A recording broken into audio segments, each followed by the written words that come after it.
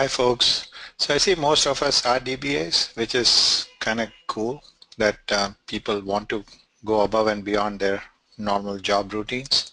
So thank you everyone for coming. My name is Paresh Motiwala. I am out of Boston, and no, it's not snowing here. And I have been a DBA just about all my life in America, which is about 17 or 18 years.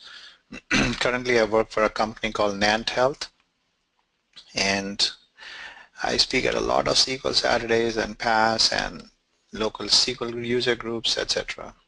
I generally concentrate on speaking about non-technical topics, so I hope this one inspires you to kind of take something on over and above what your existing jobs are. So having said that, so this is my contact information for those who are interested. And I also run a small organization with my wife called as Circles of Growth, and I actually teach children mainly the art of getting up and speaking, and I also mentor some of the local people in the Boston area in case they have a good idea but they don't know how to get up and speak in front of all the geeks that are in Boston. So I train DBAs to get up and do some presentations too. So my most popular one so far has been setting up your own BI infrastructure has been my most popular one, followed by this present topic, and the database forensics was the third one in terms of popularity. And the network or parish is something that I've done almost 40 or 50 times now. So that's me, a little bit of my family, and some of my students, my son, my daughter who is now into third year med school. Okay. So who should attend this? Essentially, DBAs, developers, infrastructure team members, because everybody involved in this project can become a project manager for this particular type of a project. And also people who are DBAs. Now what a project manager would think essentially is that it takes a woman 9 months to deliver a baby, but it cannot be done in 1 month by 9 women. So remember, when you're planning for your project, just by throwing more bodies, you can't really finish all your projects on time.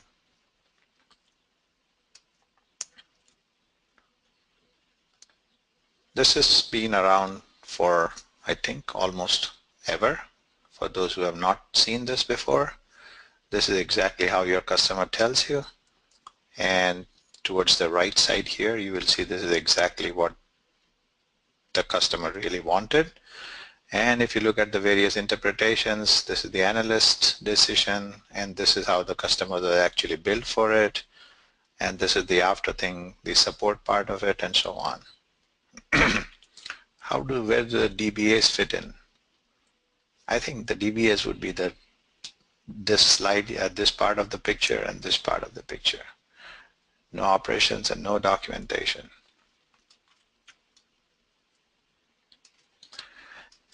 So why should you drive your own project? So the bottom line is that if you see a typical DBA job description these days, they want you to be able to not only do DBA work, but also develop in Python and possibly machine learning R language, and they also want you to fly a fighter jet and bring home our troops from Iraq and everything that is under the sun. But when it comes to project management, somehow you will see that a lot of database related projects get a pretty steps and kind of treatment, if you know what I mean. In the sense, most of the time when you have a database upgrade as a project, you will not find a project manager available because it's so very low down on the totem pole. So as a DBA, you have a great opportunity to become your own project manager. Now, do you have to be PMP certified like me? No, you don't. I just got PMP certification about 4 months ago. And prior to that, I have been running my projects in my own way. And what I have done is that whatever documentation that I collected as a project manager, I have been actually able to put it down for you over here. So you can, this spreadsheet will be available to you for your download too. And the whole idea is that for going for a PMP certification exam, you need 32 hours of training, which has to be certifiable training. And you can actually take this PMP training, club it with the SQL Server upgrade project, and we can do a 32-hour planning project or a project planning workshop just for SQL. Do you need to be a certified PM? Absolutely not. Do not worry, you don't need to be there. As long as you have excellent communication skills, you're golden to go. What is required? 90% of a PM's job is communication. Believe me, 90%. And a lot of them do not do a good job because they cannot communicate well, both with the technical people on one hand and the business people on the other hand. And if you can develop a little bit of communication skills yourself, you could do golden over here. So one of the few things that I would like to talk about today is also copy data virtualization and how it can actually help you carry out your SQL upgrade projects seamlessly. It's a relatively new technology now. It's been around for about 4 or 5 years, but I haven't heard in any of the SQL events except from me somebody talk about this field at all. So what it is, and we can talk about this a little bit later too, in depth actually. And the other thing, if you can't take home anything today, I just want you to take these two concepts, the copy data virtualization and the go live environment. So what's a go live environment? We will actually discuss that in detail. That could really save a lot of your time, especially when you do not have too many people working under you or for you. Then go live environment is by far the best thing you can look for. And of course, at any time you guys have any questions, doubt, comments, feel free to ping here on the side and I will try to attend to them as and when they come along. And no, you will not be disturbing me. So the other thing you want to know is what sort of resources you need for the project. And whatever I'm giving you here is also there in the spreadsheet. So what sort of resources do you need for the project? You need hardware, you need software, you need people, right? So these are the three most important things that you need. But a lot of people don't realize is that you also need processes in place.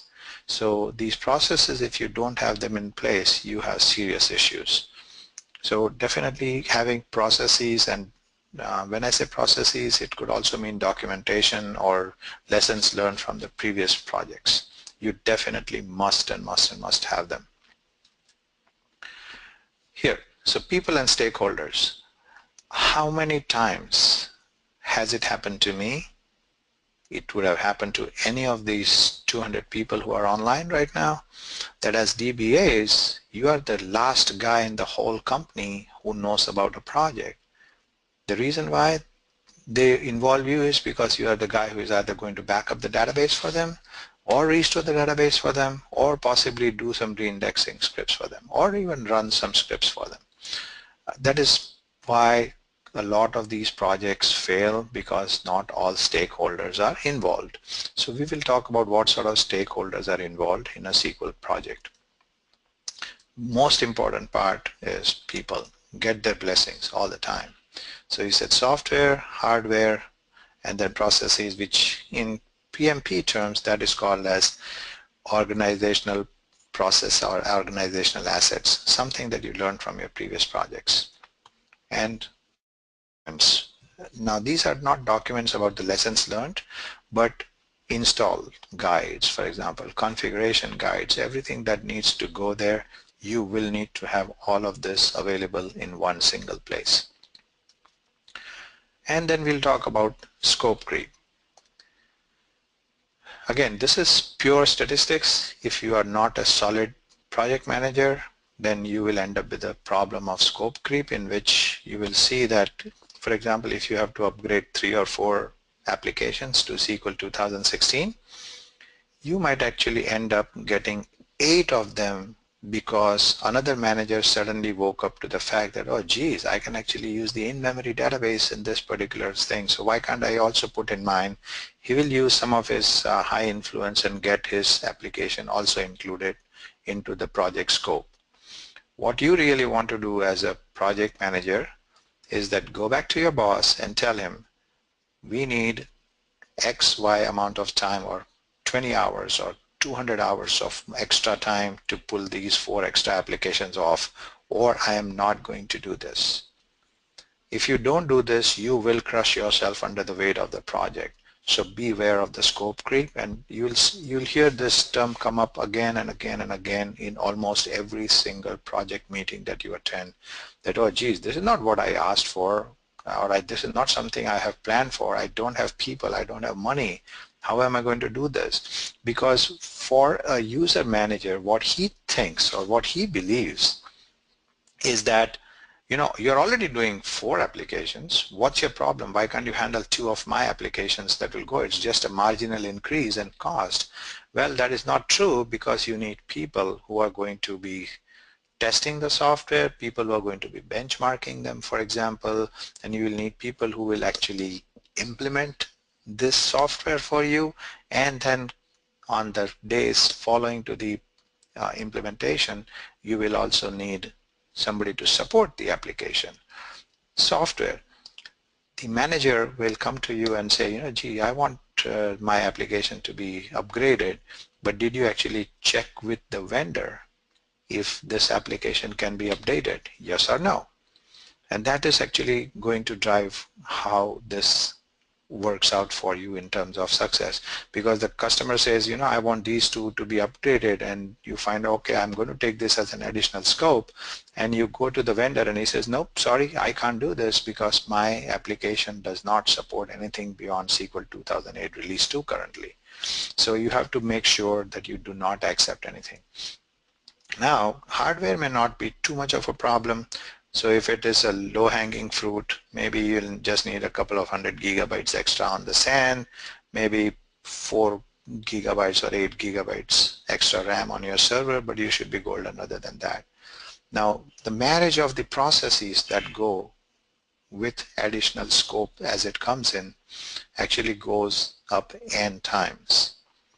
And that is what you want to watch out again. So it's not just the hardware and the software and the people, but the processes and the interdependencies of each of these applications with themselves can be a huge issue.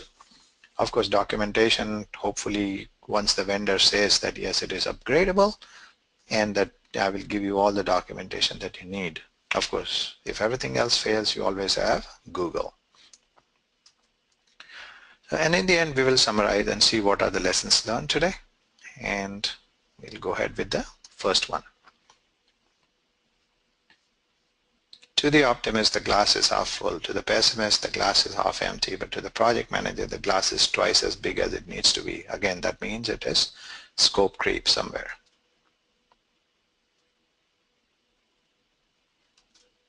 So what is copy data virtualization? Why am I talking about this today in a project, SQL upgrade project? So let's see this. So this is your production database. Okay. Now currently, if you see, anytime you're going to do a SQL upgrade, you will have to take a copy of this production database and restore it to 10 different environments. And each of the time you restore them, you will have to either do one of these processes. So either make a clone out of it, and when I say clone, it would essentially mean that if it has got any PCI, PHI information or PII information, then it is your duty or your organization's duty to make sure that you can actually obfuscate or mask or encrypt all the information that is not really part of this, and the lower regions don't need to see that information. That is what you need to do. So keep a copy of that over here, and then once this ready copy is available, you can actually go ahead and give it to all your DevOps regions. Now the good news is, how is this different from what you are doing on a daily basis? For example, copy of a backup, take it, restore it somewhere else, right? And then give 10 different restores. How much time would that take? Anybody have any guesses? If I'm just talking of, say, a 1 terabyte database that you have to restore somewhere. How are you going to do it? So if you are going to restore it 10 different places, now you are not only talking about 10 extra terabytes of information that you need to, or 10 extra terabytes of storage requirements, but you will have to make sure that somebody who is running the scripts over here, he will start backing up his own database locally as well. So this 1 terabyte database that you have here, or 2 terabyte database that you might have here, on top of the existing backups, now you suddenly have about 30 terabytes of problem.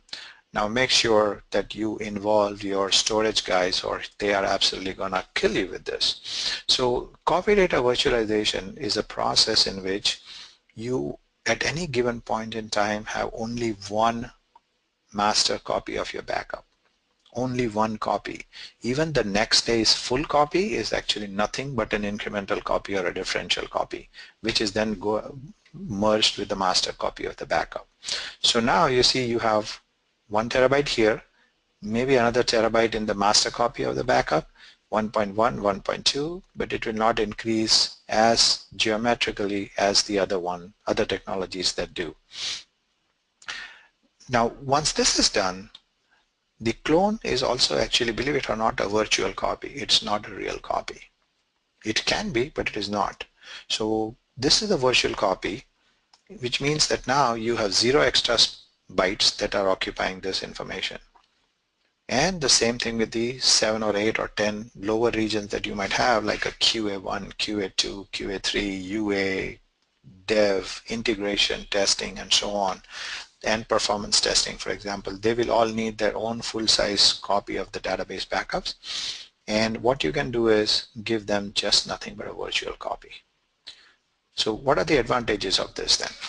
So the advantages are that you now are not dependent on your DBA or your storage engineer to provide you with space, which will cut down tremendous amount of time when it comes to provisioning this and the communications part of it. Most of these copy data virtualization technologies that are out there today, including NetApp or Actifio or Rubrik or even Delphix, they all have self-service data. So can you imagine providing your users with 2 terabyte of self-service data and it doesn't cost you anything? But the other advantage of it is that when you are actually copying these 20 terabytes on the right side, you are not really occupying any network bandwidth either, because they are nothing but a virtual copy. So imagine now when you are you are in the middle of the SQL upgrade project and the development is actually going crazy with running scripts and seeing if everything is working fine from their side. What is happening is that, say for example, in the first environment, the developer finds out that this script didn't work and it actually completely trashed my 2 terabyte database. Oh my God, what am I going to do with that? So they will ask the DBA, it's 4:30 p.m. on Friday, and he will ask you to go ahead and restore a 2 terabyte database for you. So there you go again, sitting through the restore process, copying it over a slow network and then doing it. So with copy data virtualization, you don't have to worry about it because the copy is presented to the lower regions in less than 5 minutes. So even if it is a 5 terabyte database, it still takes 5 to 10 minutes max for presenting that size of a database. So the advantages would be you don't need to keep on backing up your databases all the time. 2, you don't have to worry about the network bandwidth that is required to copy 2 or 4 terabytes of database backups, right? And then on top of this, you don't have to worry about the storage itself because this is nothing but a virtual storage. So just compare it to like watching your Netflix movie, for example. You are not actually getting the Netflix on your hard drive, on your TiVo box. It's actually just a virtual copy that is presented to you. Because you can imagine the actual database, I mean the actual movie itself is about 4.5 to 5 gigabytes at the very minimum. Can you imagine that flowing across your wire and coming to your TV effortlessly? It is kind of an example of a copy data virtualization. And finally, the server which server would my lower copy go to? You don't have to worry about it anyways, because now you don't require your server to be beefier. You just need to be able to attach a database to any server and it will work. So how will this help us in a project? With this, you can actually cut down your database provisioning time from days to literally minutes, which will help you cut down on the cost of the project as well as the waiting time that is required for going through any database upgrade. Any questions on this copy data virtualization? Feel free to shoot them here on the side. No, just keep going for right now. Okay, we'll cool. Save the questions to the end. Okay. So what's a go-live environment? Okay. Anybody have heard of it? I don't know. This is something that I started using as a concept about, I would say, 7 or 8 years ago when I was working for HP.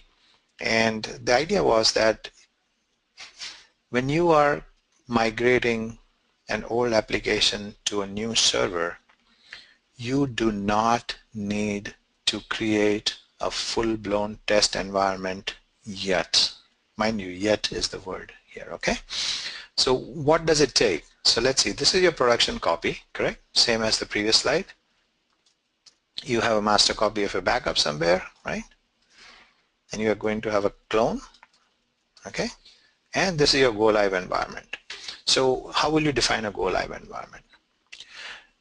You have an actual new server, which is possibly Windows 2012 and SQL 2016.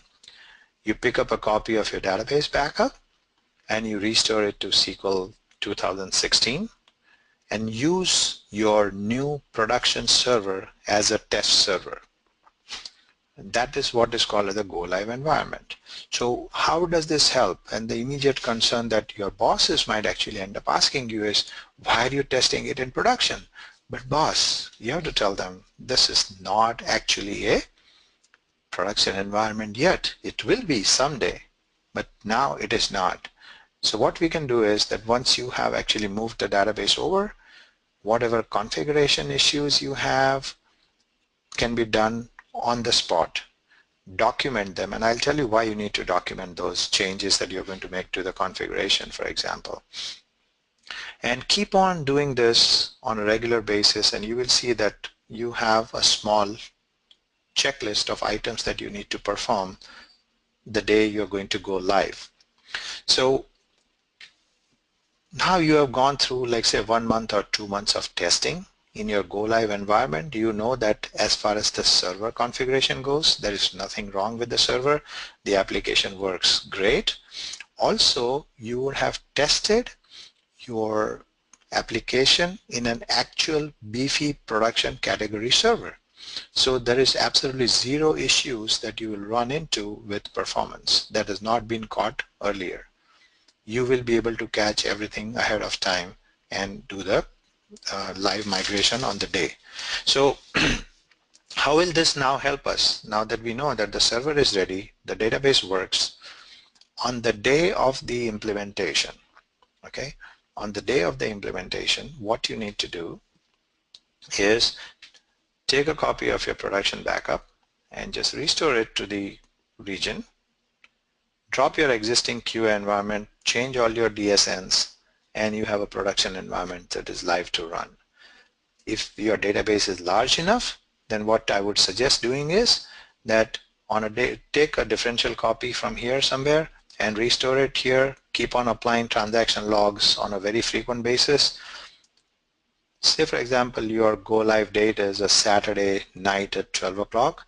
You take the last possible transaction log backup at the midnight from the production here, and then go ahead and apply it over here. And then all you really need to do is repoint your production application servers to point to this new server, and you are ready to go. So how much downtime did you actually have? Literally less than 5 minutes or 10 minutes. So not only have you cut down your development time through the copy data virtualization, but with the go live environment, you have actually cut down your implementation time too. So what would normally take you to like 16 to 18 hours to upgrade a project or a SQL database is now cut down to a few minutes. So what about the QA region, you may ask me now, right? So the QA, what you can do is that once the implementation has gone live, immediately your go live environment now becomes a production environment. Start taking a copy of that backup, restore it to a new QA region, which will be your old QA environment or a brand new server, but the QA can wait, whereas the production implementation cannot. So that's how quick go live environments can help you. Okay, so definitely keep this in mind. Two things I want you to take home with you today is the copy data virtualization, how it can help you cut down on the development time and cost, and the go live environment, which can actually help you cut down on the implementation time for a project, correct?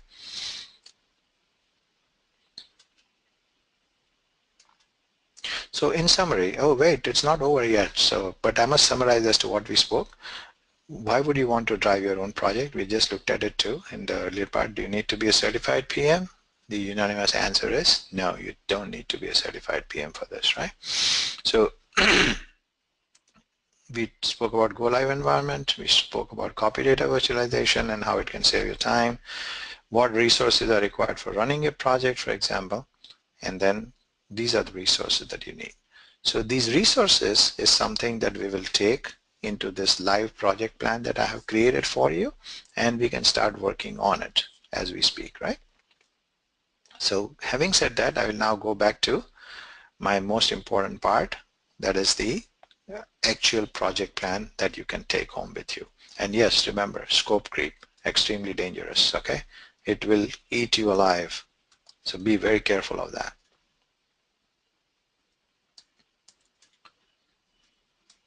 Q&A, we'll hold it till the end, right, Liz? Okay, so this is actually a quick and dirty project plan is what I call it. And as you can see, there are multiple tabs over here, and we will go through each and every of these tabs for you so that you can use this as your project plan, because not every company has a project server, not every company has MS Project license. For example, in my company, we don't even use Microsoft Project. So we use other collaboration tools like Jira, and we use Wiki, for example, for keeping our projects honest. So the first part that you want to define is what are the stakeholders, for example. So these are the stakeholders, for example, in my project, and this is how you would typically go ahead and list your stakeholders. For example, my name is Paresh Mutiwala. What is my role? You can actually go ahead and make it as complicated as you want to. Like, what is the role? If he's a supervisor, he's a manager, etc. You can keep on adding your stuff over here. Very crucial to have both the numbers over here. If they don't have a home number, well, too bad. Then you also want to make sure that you have somebody from the vendor available at the time of your implementation. In past about 10 years that I've been doing this, I've had 4 occasions when the project vendor said he is not available on a given project date, which was actually decided upon without even asking the vendor, or we did not involve all the stakeholders, and we had to fall flat on our faces, go back to the customer and ask them for an extension because the vendor was extremely crucial.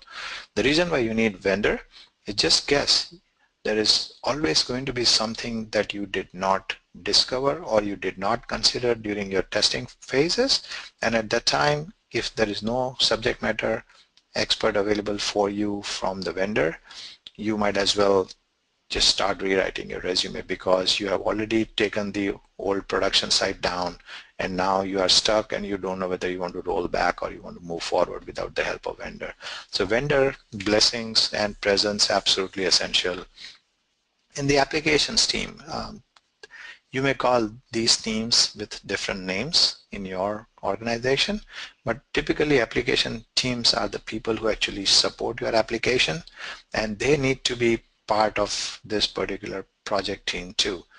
They need to know how to use the application. They need to know what can go wrong, and if there is a problem, how are they going to support it for you.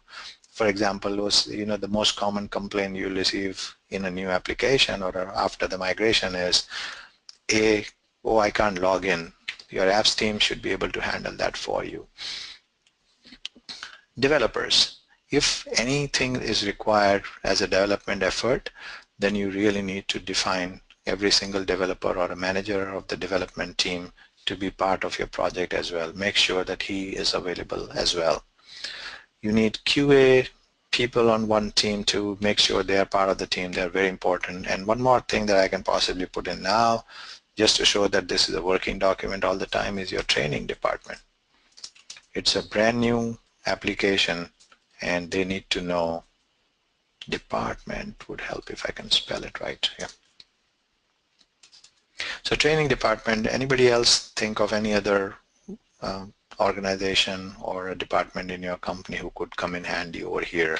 It could be finance. For example, if it's an HR application, you need an HR department to be represented here. And you will need to have a sign-off from one person who is called as a project sponsor. You need to have them sign off, okay, this is what my scope is. I'm going to migrate and upgrade application number 1. I'm going to migrate and upgrade application 2. And this requires efforts A, B, C, D, and 20 other things that you want to put down. Make sure that it is a comprehensive document. And once it is done, you need your project sponsor to actually go ahead and bless you with this. So once this has been done, this has to be cast in stone. And I'm not kidding you here at all. Make sure, otherwise this is what is going to end up happening to you. Scope creep. Make sure that in your work document you have scope absolutely well defined. Okay, now let's go to the steps, which is possibly what you guys have been waiting for. Typically, this is how I define my project plan, for example. So it would be like a pre-implementation task, the day of the implementation, and the post-implementation tasks. Okay, so in pre-implementation task, I'm not going to put step ID over here, but number 1 could be get hardware, right? Get software, correct? Fix your meeting schedules, right? How often would you believe are the meetings required or necessary for you to complete your project successfully? Typically, if it is a very agile kind of an environment, which I strongly advise that you go for, then you would really need to meet at least 15 minutes every day.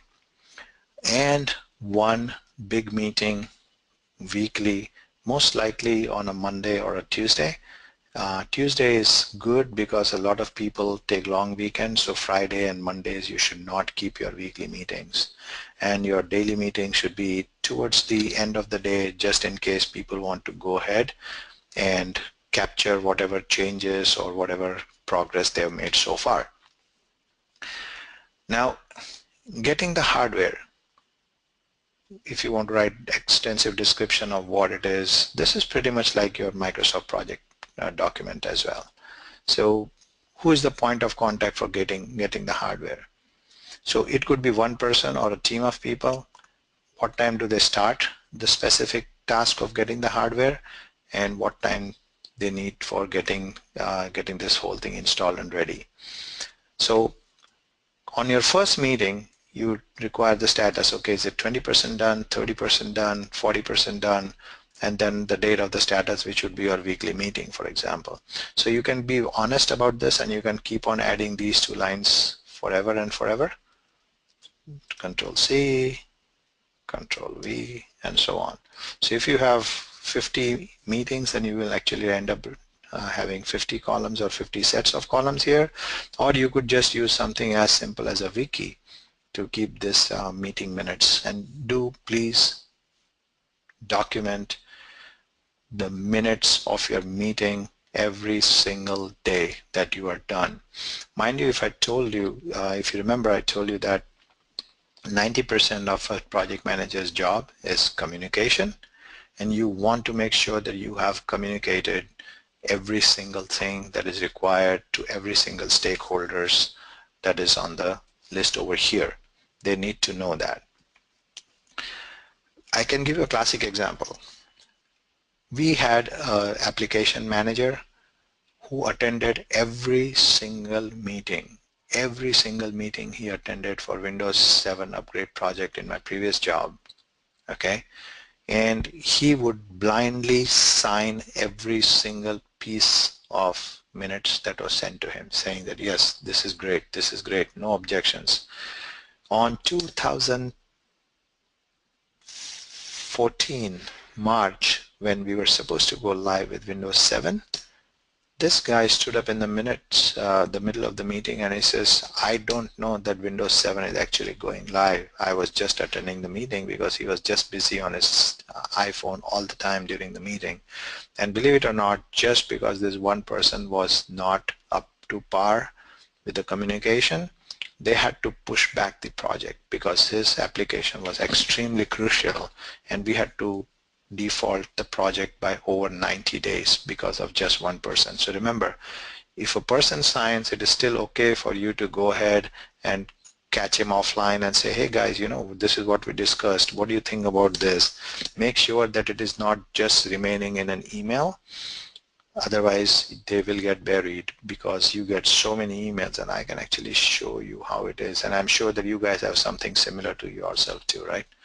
So many emails remain unread. So during the meeting, you want to bring up the minutes of the past meeting to make sure that your communication is absolutely complete. So fix your meeting schedule for ahead, and also fix your implementation date. For example, fix your testing, okay? And actually do the testing. Now for testing, this is all the prior to the day of implementation. So for application testing, I would suggest that you have a tab like this, for example, and document management system, for example, and the owner of that application is Joe Schmo, who is actually one of the guys from this one over here. When did he start the testing? When did he finish it? Then in production, when did he start testing again, and what time did he finish? Okay, one of the few things that I would like to add over here is, for example, benchmark and benchmark. So benchmark the new server and benchmark the old server. Okay, the reason why that is required to be done, and that will come over here too, is that 100% of the time that I have seen, every time we have upgraded our SQL version, the first and the foremost complaint we get from the users is that it is slow. And I don't know why most of the people do not do the benchmarking, but if you are doing your benchmarking properly, you can say that, I don't know what you were saying by the application is slow, because your original login process was 6 seconds and now it is actually 5 seconds. So how is it slow? Okay, from click 1 to click 2 it took 10 seconds, but this one takes now 11 seconds because it has increased functionality and so on. So whatever is the difference between the old and the new, you better have explanation for those. And also, if you see that once you have actually brought over the production database and you run the upgrade process for it, for example, a lot of new stored procedures, when they run for the first time, they almost always run slower than after the fact, because there's no plans in the cache to run against. So you are going quick, good and dandy with this application over here, and you say, okay, this is done, this is done. Any issues noted? Do not ignore issues noted. We have found that, when you change the versions of the SQL, some of the queries work differently. For example, is null, and the and or the or categories of your joins or whatever you are doing, they are slightly different from release to release or at least some major releases I have seen there is some difference. Make sure that every single issue is noted. And when you have this over here, you can actually either create a link to your bugs database or something like that, and then make sure that everything is taken care of. And if it is an issue that can be circumvented or mitigated with some sort of a configuration change, for example, they had to redo the entire DTC application permissions and how they are configured, you want to go ahead and put it down over here. So on the day of implementation, whatever were the issues, if they are noted, you already have a predefined solution for it.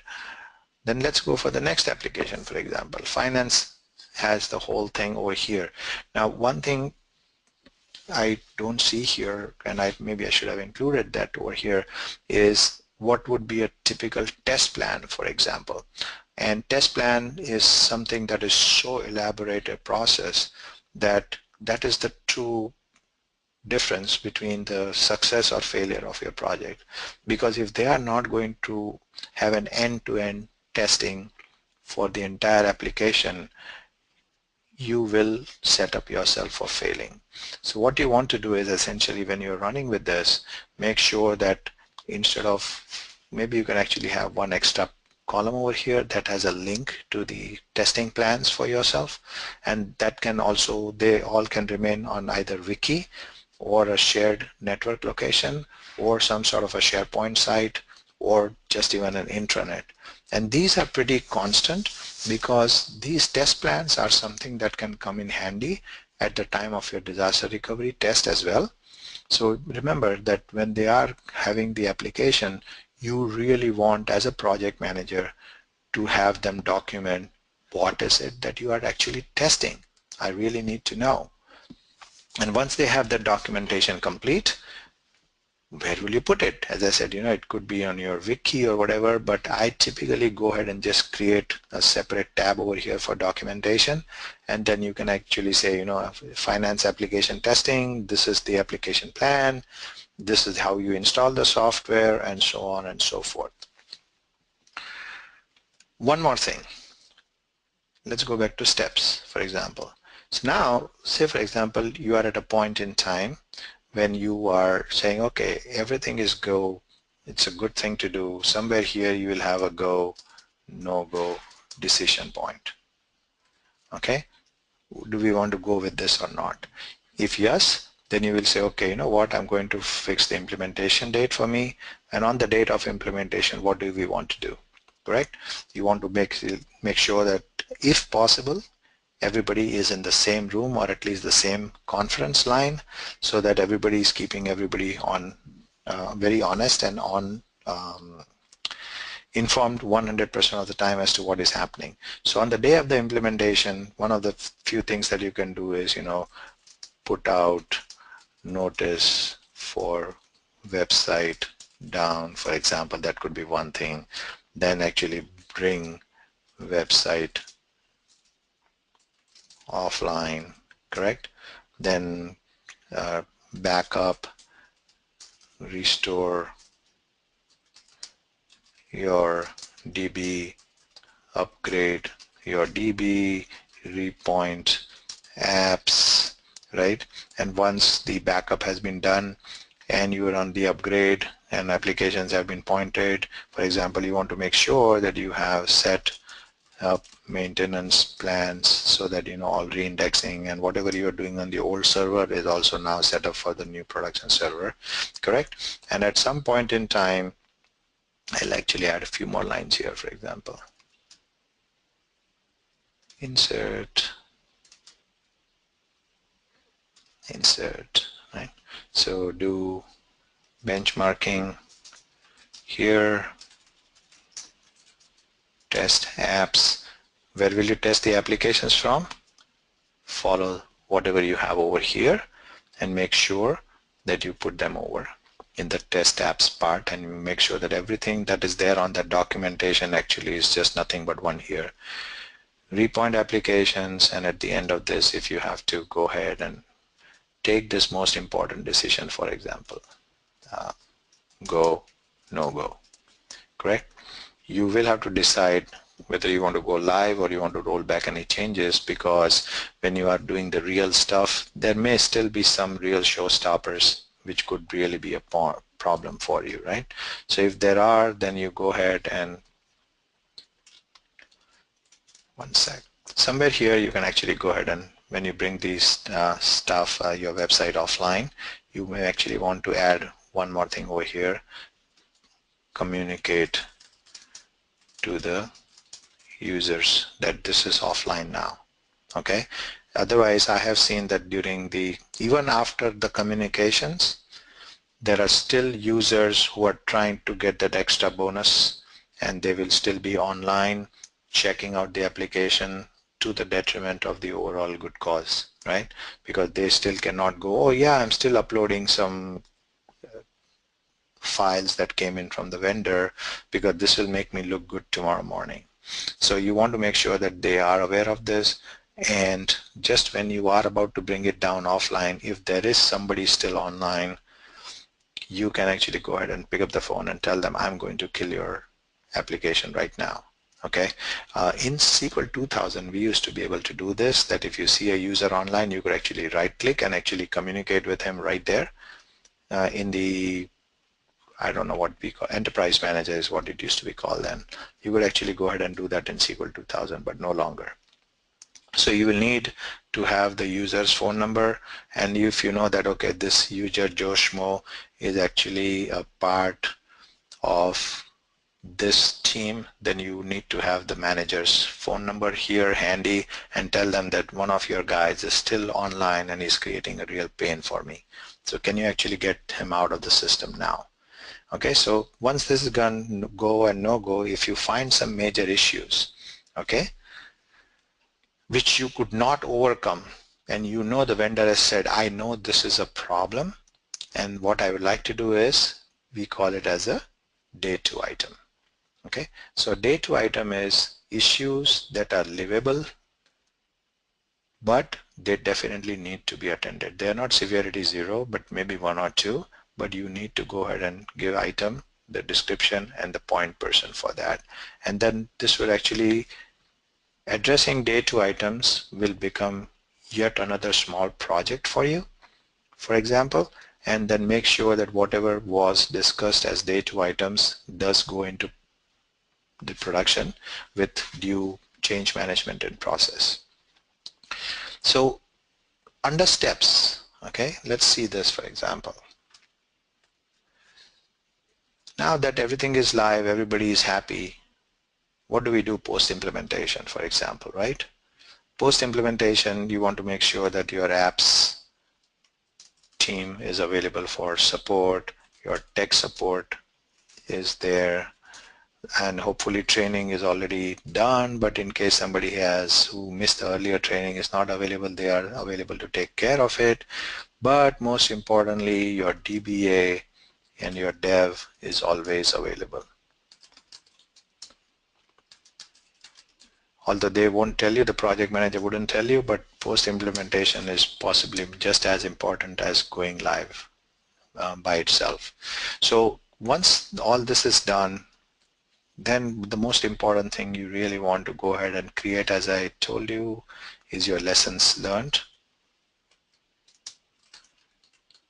Correct? Make sure that this become your organizational assets, and you want to make sure that any mistakes that you made here are not going to be repeated in any of the future projects that you undertake. Why the lessons learned? Sometimes it appears to be like a politically futile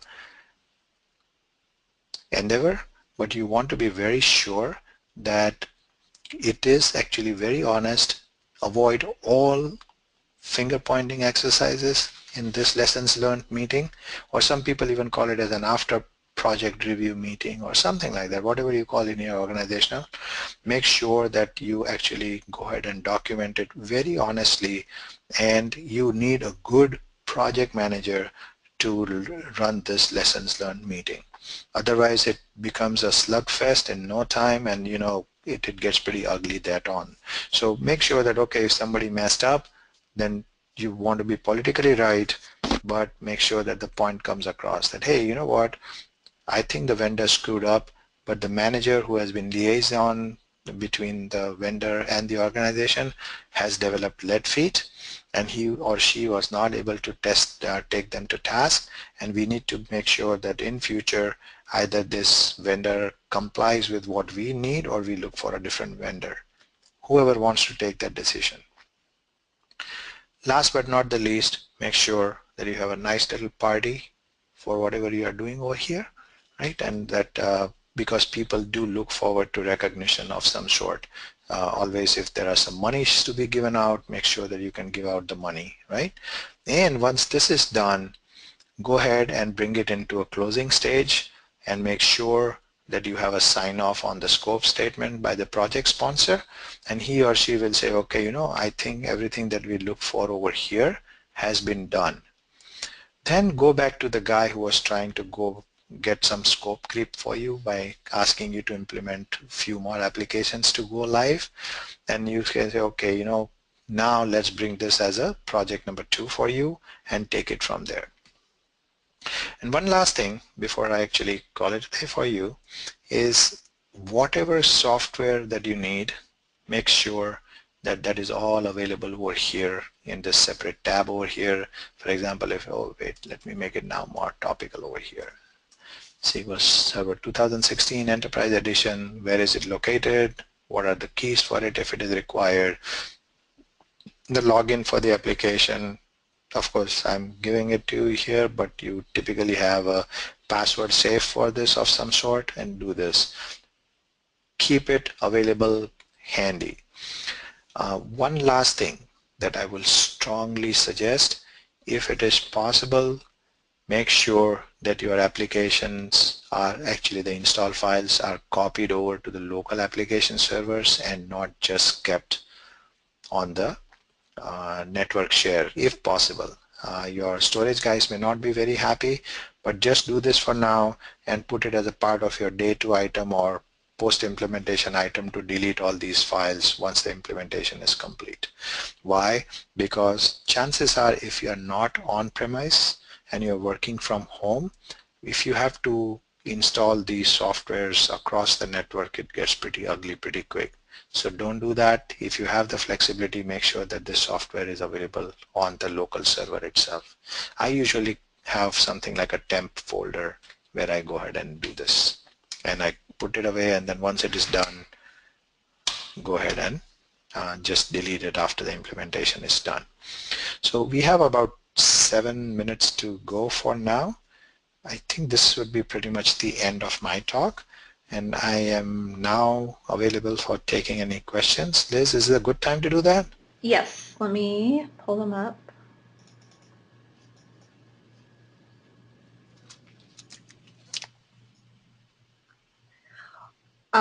What are the tools involved in DevOps virtual copy?